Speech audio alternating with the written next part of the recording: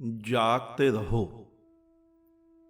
एक व्यक्ति पूछता है, कहता है परमात्मा, अगर तुम कहते हो मनुष्य ही ईश्वर है, जीवन ही परमात्मा है, तो कोई भी जीवन परमात्मा की तरह या और धर्म वाले धर्म गुरुओं की तरह चमत्कार क्यों नहीं करते? तुम्ही कुछ चमत्कार क्यों नहीं दिखाते? काफी पहले एक पंक्ति सुनी थी, चमत्कार को नमस्कार। लेकिन क्या जिनको तुम चमत्कार कहते हो वो चमत्कार है? या हाथ की सफाई या ढोंग? तुम किन्हें चमत्कार बोलते हो? अभी कुछ दिन पहले मैंने देखा फेसबुक पे एक हिंदू धर्म का नया जोकर 20 वर्ष का रहा होगा, वो ऐसे एक्ट कर रहा है जैसे उसके सामने हजारों भूत प्रेत खड़े हैं और वो उन्हें कमांड कर रहा है। और जब वो ये करता है तो सामने बैठी हुई पब्लिक रोने चिल्लाने लग जाती है। हजारों अनपढ़ सामने बैठे हैं, अनपढ़ गवार यही बैठे हैं सामने, जैसे वो सारे भूत प्रेत उन्हीं के लिए आए हुए थे। तुम इनको चमत्कार बोलते हो? अगर इसी जोकर को रात को कब्रिस्तान में ले जाके बांध दो तो सुबह तक जिंदा उठ के नहीं आएगा, भय से मरेगा। भूत प्रेत से नहीं मरेगा, भय से मरेगा। ये चमत्कार है, लोगों को भयभीत करना, मूड बनाना, इसको तुम चमत्कार बोलते हो। और जो भभूत निकालते दिखते हैं या और जो वस्तुओं में चमत्कार दिखाते हैं, तो जादूगरों को देख लो, वो इनसे अच्छा करतब दिखा देते हैं। बस अंतर इतना है कि वो तुमसे कहते नहीं है कि ये सब ईश्वर कर रहा है, और तुम्हारे धर्मगुरु इससे भी घटिया कृत्य करते हैं और कहते हैं ये ईश्वर कर रहा है। जैसे ईश्वर उनके हाथ की कठपुतली है, वो जैसे नचाएंगे वैसे वो नाचेगा। जीवन ही परमात्मा है और जीवन ही चमत्कार करता है। उस जीवन के अलावा चमत्कार कहीं नहीं होते, इस दुनिया में कहीं नहीं होते। तुम्हारे ख्वाबों की दुनिया में होते हैं। तुम रात को सोते हो फिर होते होंगे, लेकिन तुम्हें चमत्कार दिखाई कहां देते हैं? तुम्हारे घर के बगिया में एक पौधे में एक नया कोमल पत्ता निकलता है, किसी चमत्कार से कम है? उस टहनी के अंदर पड़े हुए थे वो पत्ते जो रोज निकाले जा रहे हैं। लेकिन साधारण रोज घटने वाली घटना है तो तुम्हें वो चमत्कार प्रतीत नहीं होता। रोज रात को तारे निकलते हैं, तुम्हें चमत्कार प्रतीत नहीं होते। वो जो तारे हैं वो यहां से नजर आते हैं, वो भी तुम्हें चमत्कार प्रतीत नहीं होते। रोज सूरज निकलता है, कोई चमत्कार तुम्हें नहीं दिखता। अगर एक दिन सूरज पूरा छिप जाए तो तुम्हें चमत्कार लगेगा। अगर एक दिन या रात तुम्हें आसमान में सूरज जितने बड़े 5 ग्रह दिख जाएं, चाहे वो हजारों वर्षों बाद एक बार घटना घटती हो, तो तुम्हें चमत्कार दिखेगा। तुम अपने अपने ऑफिसों से छुट्टी लेकर उस दिन को उत्सव के रूप में बनाओगे कि चमत्कार घटा। ये जीवन के चमत्कार, ये प्रकृति के चमत्कार रोज होते हैं। रोज आकाश में तारे आ जाते हैं, रोज तारे छिप जाते हैं, रोज सूरज नित्य नया नूतन होकर आ जाता है। तुम्हारे घर के पौधों में रोज नई नई पत्ती खिलती है। ये चमत्कार तुम्हें दिखता नहीं है और तुम उन चमत्कारों की बात करते हो जो मूढ़ों द्वारा घटित किए गए।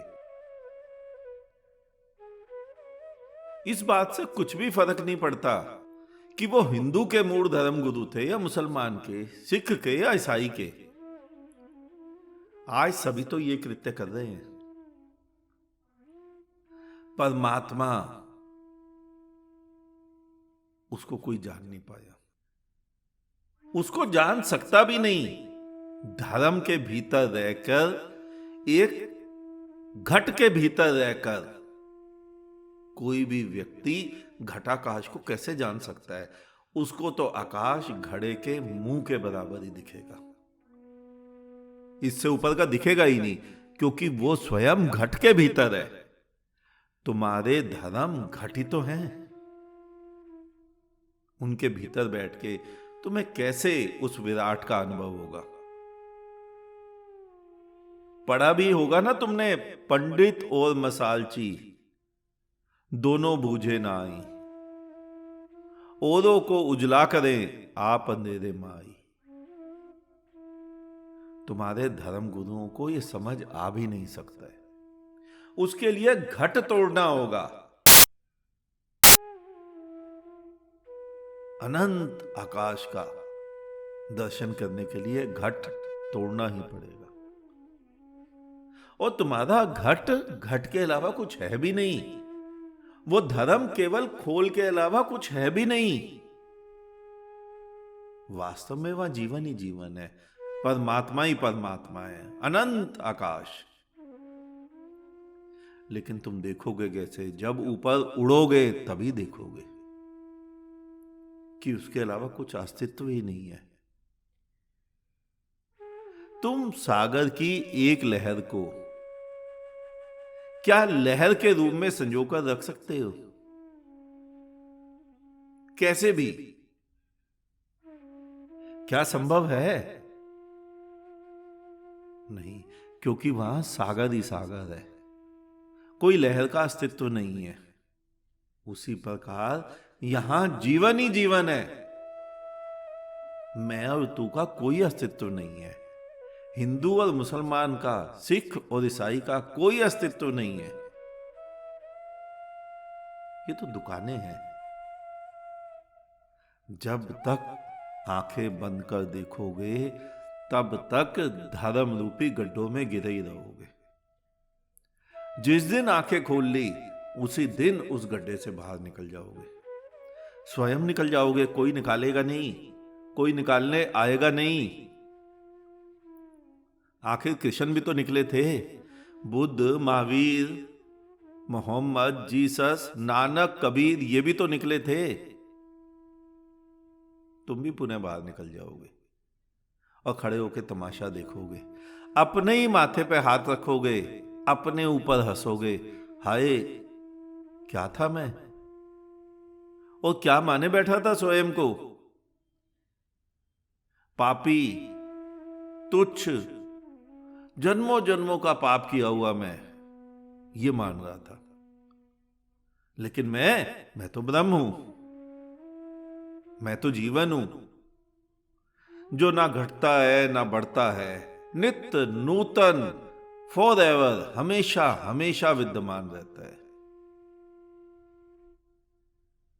और चमत्कार केवल इतना है कि तुम्हारी आंखें खुल जाए और तुम उस विराट के चमत्कार को देखने लग जाओ। बस इसके अलावा कोई भी चमत्कार नहीं है। और तुम्हारे साथ घटे तो ही मानना चमत्कार है, अन्यथा कहानी है। बिल्कुल यकीन मत करना। जिसके साथ घटता है उसी को अनुभव होता है।